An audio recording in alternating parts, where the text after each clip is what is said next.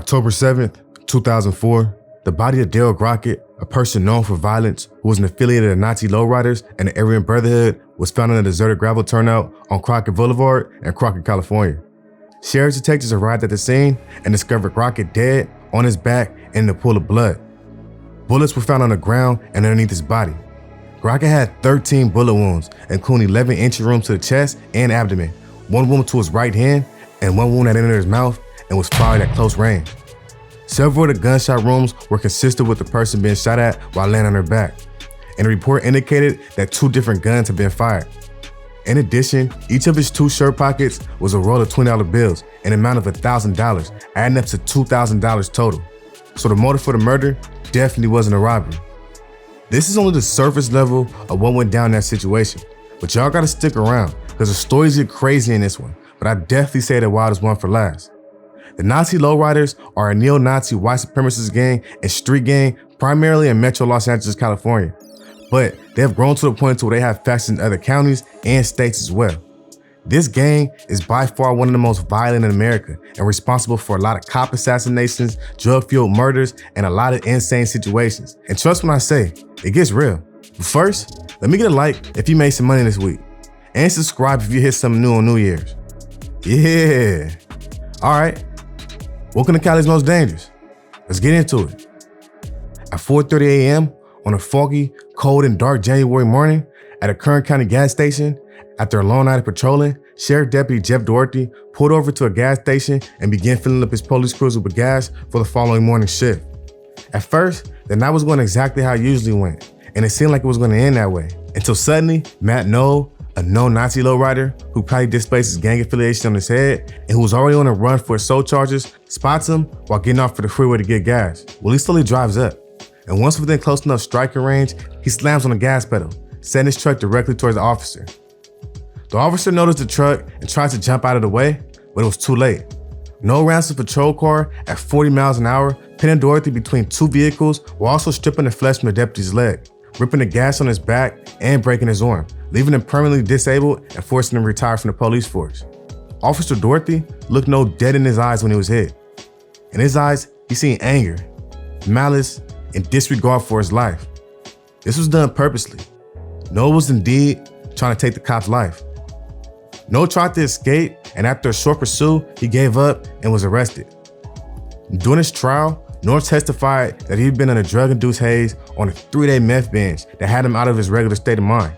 Still, in the end, Knoll was convicted and sentenced to life in prison. That's just one example. There was a Fox News special that went over a lot of other examples of the Nazi lowriders' violence against police. They are up 24 hours a day. They never stop. They're going straight through, and then they'll crash. And they'll sleep it off for 3 or 4 days, start the whole process all over. NLR parolee Donald Ariasi, with repeated drug and grand theft charges on his record, 6 weeks ago was sentenced to 3 years in prison. Police in Contra Costa County caught him fleeing with a shotgun after he too ran a stolen car into a sheriff's deputy.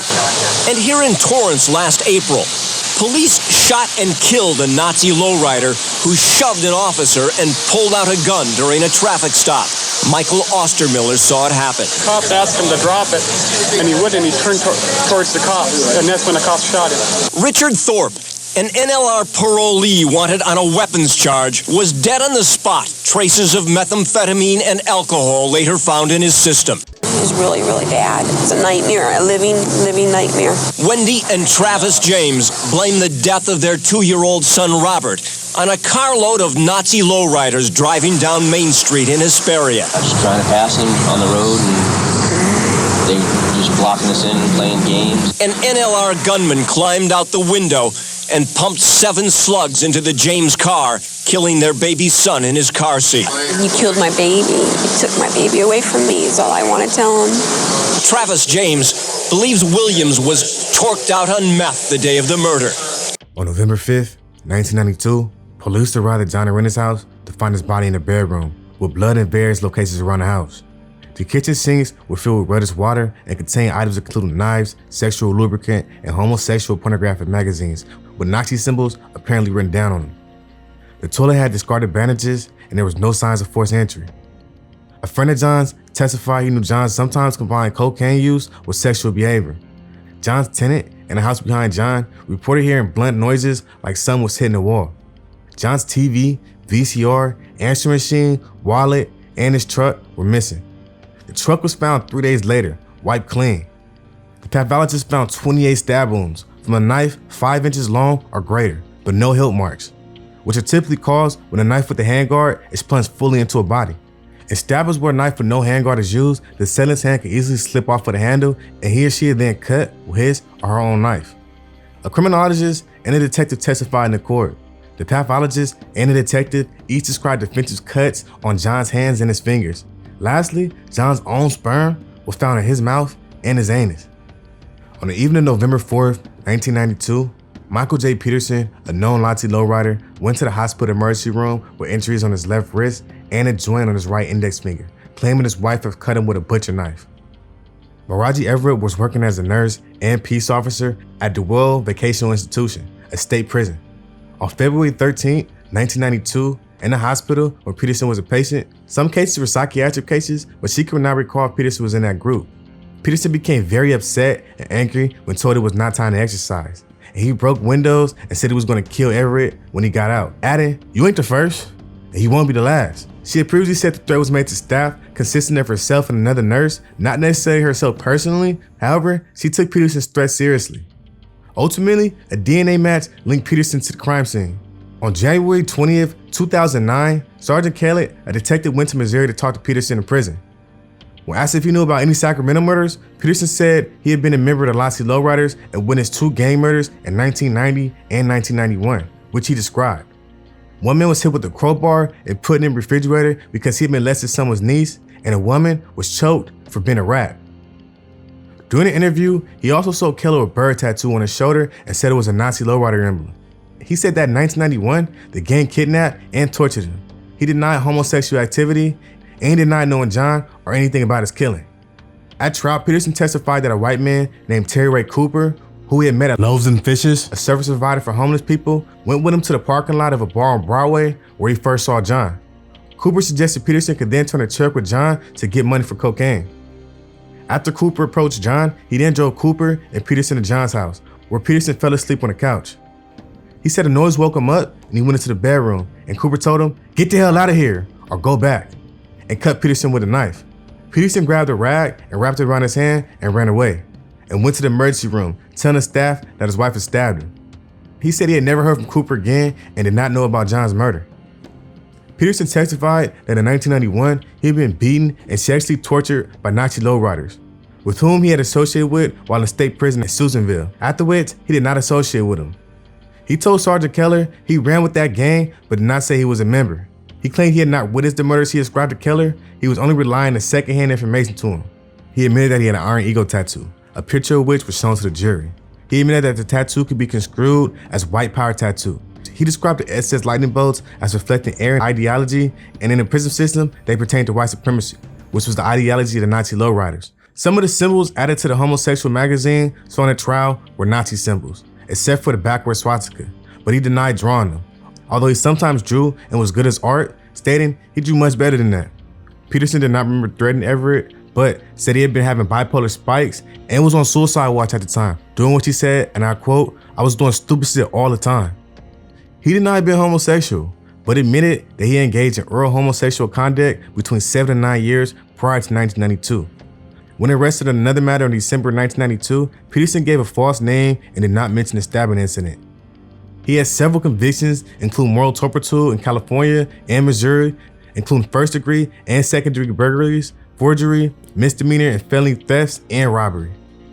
In the end, the trial court sentenced Michael J. Peterson to an additional 25 years to life in prison for the murder. It is safe to say the Nazi lowriders are not known to play. To this day, it's always new stories and headlines coming up about their ways. I killed a man. Execution murder right here in Lancaster.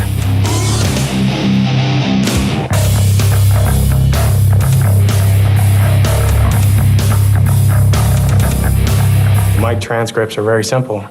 Yeah, I did it. Do what you're gonna do. Yeah, that's just one example of the Nazi lowriders' ruthless ways, and sadly, it's only one of many. The Nazi Lowrider members have been behind some of the most disturbing hate crimes in California. In April of 2005, Nazi Lowrider members were charged with the stabbings and murder of a bisexual man in Salinas. In March of 1999 in Lancaster, California, 2 reputed members of the Nazi Lowriders attacked the African-American Walmart employee with a hammer. The 2, Sean Broderick and Christopher Crawford, were charged with attempted murder and 2 counts of assault. And this is not an isolated incident. Nazi Lowrider members have committed a number of violent racially motivated attacks in Lancaster.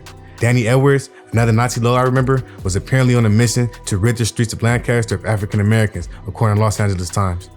In April of 1996, Williams and fellow Nazi Lowrider member Eric Lance Dillard used a baseball bat to beat a black teenager in Los Angeles County. In July that same year, William Dillard attacked 2 African American men, stabbing one of them several times in the back. In 1996, NOR members also committed several crimes in Orange County and the city of Costa Mesa. In one incident, teenage NOR members attacked a 12-year-old Hispanic male in a video game arcade with a metal pipe and other deadly weapons. The 5 teens were eventually incarcerated, but the gang continued to grow and today have a strong presence in Costa Mesa and other parts of Orange County. NOR members were also involved in a number of brutal incidents in 1995 as well, including a machete attack on 2 black teenagers, the bludgeoning of a black homeless man to death, and the firing of a weapon at a car occupied by African Americans. All these situations took place in the streets of California, but the most insane shit from the NRLs come from a bunch of situations that played out in prison. According to recent estimates, the Nazi Lowriders account for 80% of violence in California prisons. California prison authorities recently gave NRL an official disruptive gang status because the group has quickly become a visible source of violence and criminal activities. This violence is generally related to the drug trade. NRL members have also been known to lead revolts and instigate violent confrontations among inmates and officials in corrections facilities. If you look at me and you judge me off of my face, half my face is a demon. And pretty much, I suppose to most, I am. On top of that, they're even known to take out their own members if any issues need to be resolved. One example was the alleged killing of a sex offender. In May of 1995, Monza 3400 of Los Angeles Men's Central Jail consisted of 4 rows that housed gang members. C, or Charlie, confined white gang members. Although inmates in Charlie Row were generally locked up 24 hours a day, officers occasionally permitted cell check periods during which inmates were allowed to go into their neighbor's cell to socialize. The Aryan Brotherhood was a white prison gang, and the Nazi Lowriders is another white prison gang that performed services for the Aryan Brotherhood. A Peckerwood, or Wood, is a white inmate who has some alliance to the Aryan Brotherhood, Nazi Lowriders, or their beliefs. Because most Aryan Brotherhood members are in segregated housing, Nazi Lowriders and Good Woods, who are Peckerwoods who abide by the prison rules for the white inmates established by the Aryan Brotherhood, operate in prison according to Aryan Brotherhood dictatorship. A Goodwood who wants to associate with the prison gang works for it by, for example, delivering notes written between inmates, also known as kites, and reporting violations to Aryan Brotherhood rules. Those rules include not sharing a cup or cigarette with a black inmate, not testifying against another about a crime, and not tolerating people who commit crimes against children and women, such as rapists. In May of 1995, Robert Glenn was housed in Charlie Row after his arrest on auto burglary. Glenn denied being a member of the Aryan Brotherhood, but said he became associated in 1994. While in Charlie Row, Glenn met Steve Hampton, whose nickname was No Brains. On Hampton's first day in Charlie Row, Hampton stopped by Glenn's cell, which Glenn shared with Black, a Nazi lowrider, and Richard Milley. Hampton and Milley had been in prison together previously, and Hampton had told Milley he had been charged with while committing a residential burglary. Upon hearing that, Glenn, who said his mother's birth resulted from a and Black, decided to kill Hampton, and confirming it with the gang's code. Milley, who was present during the discussion, initially protested, but later asked Glenn and Black to delay killing Hampton until after he left the jail. Milley left a week later, and James Wright moved to Glenn and Black's cell. After that, Glenn, Black, and Wright devised a plan to kill Hampton, and Skirmish, another Nazi lowrider, agreed to help. But when Black found out he was going to be taking a plea deal to bargain on the case he was in jail for, he decided not to participate in the actual murder, but he said he was a pot of shank, which is a jail-made knife fashioned for stabbing purposes. Glenn then asked Beatty to participate, and Beatty agreed to replace Black and a plot to kill Hampton. On May 2nd of 1995, a cell check was announced after dinner. Glenn, Beatty, and Schumas went to cell 9, which is Hampton's cell. 2 inmates and Black went into the adjoining cell, cell 8. Once inside cell 9, the men surrounded Hampton and began their attack after a brief struggle. Glenn choked Hampton until he was weak but conscious, and then across the throat several times with a razor blade. From the adjoining cell, Black handed the shank to Beatty, who gave it to Glenn. Glenn then Hampton with the shank while Beatty held his feet. After stabbing Hampton, Glenn gave the shank to Shumis, who also stabbed Hampton. Shumis then gives the shank to Beatty, who cut Hampton's with the razor blade and stabbed him. After that, Beatty flushed the razor down the toilet and threw the shank into a cell corner. After confirming that Hampton was dead, Glenn, Shumis, and Beatty put Hampton in the lower bunk and covered him with a sheet and a blanket. They cleaned blood from the floor with towels passing up from cell 8, and they left the towels in the toilet. They took off their clothes, passed their clothes to cell 8, washed the blood off their bodies, checked each other for blood, and put on new clothes that had been passed on from cell 8.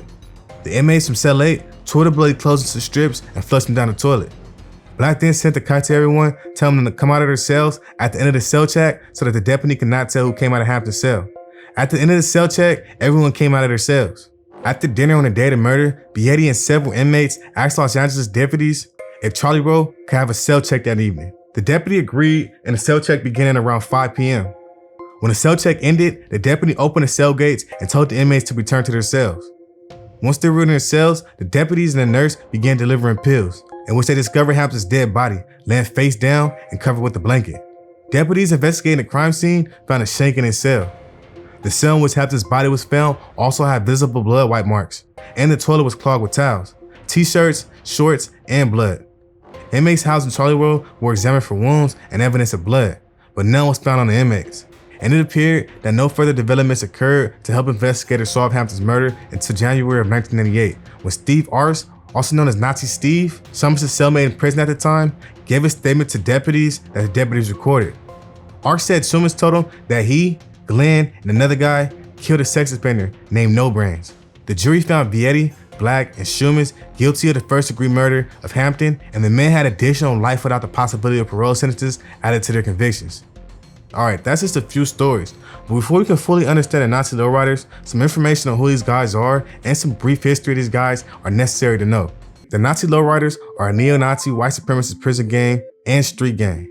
Like most gangs, Nazi lowrider members created a self-contained culture that includes graffiti, hand signals, tattoos, a dress code, and language. Most of it is based on Nazi symbolism and icons, but the exact symbols of the gang vary from place to place. For example, NRR members in Huntington Beach might dress differently from the ones in Lancaster, unlike other skinheads. Nazi lowriders do not adhere to specific rules on tattoos or dress, making immediate identification of the members more difficult for law enforcement. When it comes to memberships, I'll let y'all guess who's allowed. Come on, bro, they racist as hell. It's only whites and a small percentage of Mexicans, allegedly. The Nazi part of their name is more of a sign of their racist belief in white supremacy, while lowriders is a play on the term used on Hispanic gangs. And these guys have more than a few members nationally. They have over 3,000 members and they operate everywhere. And like I already mentioned, the Nazi lowriders operate in both the inside and outside of prison. Matter of fact, members are primarily recruited in juvenile and adult prison facilities while in their teens and early 20s. In prison, the Nazi lowriders have a 3-tier hierarchy consisting of senior members, junior members, and kids. The seniors typically lead the gang. For example, for senior status, gang members must have been active for at least 5 years and been elected by at least 2 or 3 other senior members. Below them are juniors, who cannot themselves induct new members but attempt to recruit potentials. Kids usually come from gangs like Public Enemy No. 1, and the senior members who inducts them becomes their mentor. On the streets, the organization structure is not clear, and it appears to be more loosely connected. Gang members may have tattoos and other body arts depicting swastikas and SS signals, although members are not necessarily required to bear them. The tattoo of the letters NLR commonly appears on stomachs, backs, or their necks, and sometimes their heads. The logos of NRR is a skeletal eagle holding a Nazi swastika. But let's get into some history to fully understand the Nazi lowriders to find out about their current state. History of the Nazi lowriders. The NRR was founded in the late 1970s by John Stinson, a white supremacist, while he was an inmate in a California Youth Authorities prison. A small number of Latinos were allowed to join, and they were put on the front lines in the gang's trafficking on both the inside and outside of prison. And all this was before they were an official prison gang. These guys originally operated as the muscle for the Aryan Brotherhood, and the ties with these two gangs were so deep that it led to the death of Daryl Crockett. Daryl Crockett was a violent person, a drug dealer, a convicted felon, and a member of the Aryan Brotherhood. On October 7, 2004, his body was found in a deserted gravel turnout on Crockett Avenue near the intersection of Gunn and Skyway. Contra Costa County sheriffs arrived at the scene and discovered Crockett dead on his back and in a pool of blood. Bullets were found on the ground and underneath his body.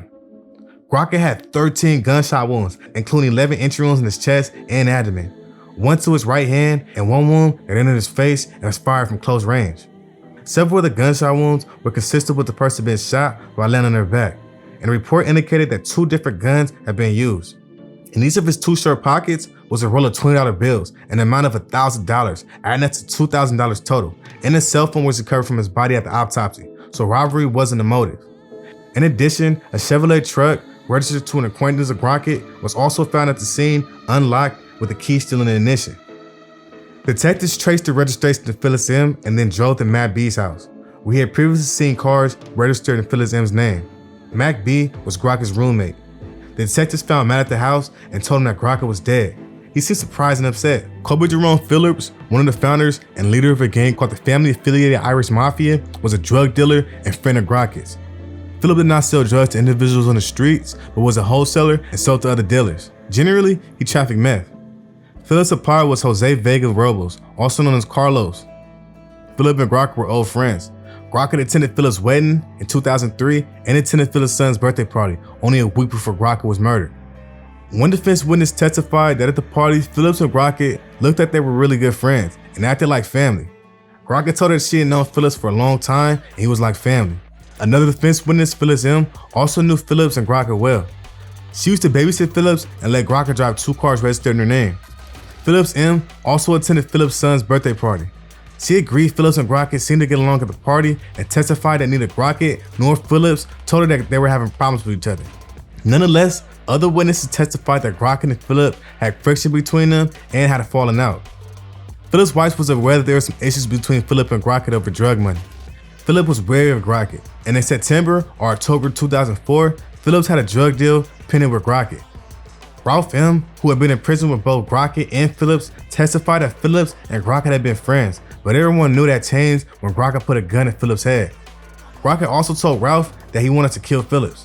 On the day of Crockett's murder, Crockett's cell phone received phone calls from Phillips' phone at around 10 a.m., 3:45 p.m., 6:46 p.m., 7:04 p.m., 7:07 p.m., and 7:15 p.m. When interviewed a couple weeks after Crockett's death, Phillips admitted that he had a phone conversation with Crockett at around 7 p.m. on the night he died. Phillips said Crockett owed him $2,000 on a $6,000 drug deal. And in a different interview, Phillips said he learned of Crockett's death from Matt B. the morning after he died. On the evening of October 7, 2004, Phillips borrowed an SUV from his girlfriend, then drove his wife from their home in Vallejo to the Dead Fish restaurant in Crockett, California. There, Phillips and Stacy met Jose, Jose's girlfriend, and Jose's cousin. Jamie and Stacy stayed in the restaurant while the 3 men left at around 7 p.m. The girlfriend knew they were going to meet Crockett and was nervous about the meeting because she knew there was an issue between Phillips and Crockett. She told her friend that the men were going to murder someone. They were gone for about 45 minutes. When they returned to the restaurant, Jose seemed proud and excited. Phillips seemed nervous. Phillips told Stacy that we shot Crockett. Phillips and his girlfriend then drove to a friend's house where he took a towel wrapped in something inside the house. They spent the night at a hotel because they wanted to avoid going home where they anticipated encountering police investigating the murder of Crockett. A witness also later heard Phillips and Jose rebels talking about having killing someone. Jose spoke in broken English, but the witness could understand him. He spoke about having to drive away on a gravel road and having to get the truck fixed. When Jose said that a guy was dead, Phillips did not respond. Jose never told the witness about a murder. She just knew something was weird and put together that there must have been a plan to kill people rather than a drug deal going bad. Knox M was a former member of the Nazi Lowriders. Ralph M heard of Phillips. However, at Jose's trial in May 2012, Ralph M testified that he had given a statement in 2009 that was not truthful. Phillips shared a prison cell with Crockett at Pelican Bay. Ralph testified that Ronnie Yadell, a high-ranking member of the Aryan Brotherhood, had ordered Crockett and Phillips to kill witnesses for him. Phillips and Crockett did not kill the witnesses. Yadell learned that they did not kill the witnesses, and by not killing them, Phillips sealed his own fate. Ralph M also testified that Crockett and Phillips had a falling out because Phillips did not kill the witnesses in another case whom he had been ordered to kill. Crockett told Ralph that he wanted to kill Phillips and told Ralph about putting a gun in Phillips' head in 2004. In the end, due to forensics evidence and several witnesses' statements and testimonies, Phillips was sentenced to a term of 80 years to life. Yeah, this is what California Department of Corrections were actively seeking to break up the Aryan Brotherhood, isolate the majority of its incarcerated members in segregation. This lockdown, Brotherhood leaders, for instance, instructed their Nazi lowrider errand boys not to get into drug debts with other races. But that was the early days. The gang eventually progressed from being a muscle of the Aryan Brotherhood to a fast-growing gang in their own right. Unlike other white supremacist gangs in the US, they appear to be well organized and have developed links to other white organizations throughout the West Coast, including the Ku Klux Klan and Hell's Angels. This progression came with more insane headlines and stories, but the Nazi lowriders did not get the attention of law enforcement until the early 1990s. Things got so bad that a task force aimed on bringing down the gang had started to be established. In 1999, in Ontario, California, a city that has been particularly hit hard with Nazi lowrider crimes, realized that they could not fight the gang alone and created a multi-task agency, the Nazi Lowriders Task Force. The team gathered intelligence, pinpointing strongholds, and tracked down Nazi lowrider fugitives with the help of the FBI, ATF, State Department of Corrections, and other local police departments.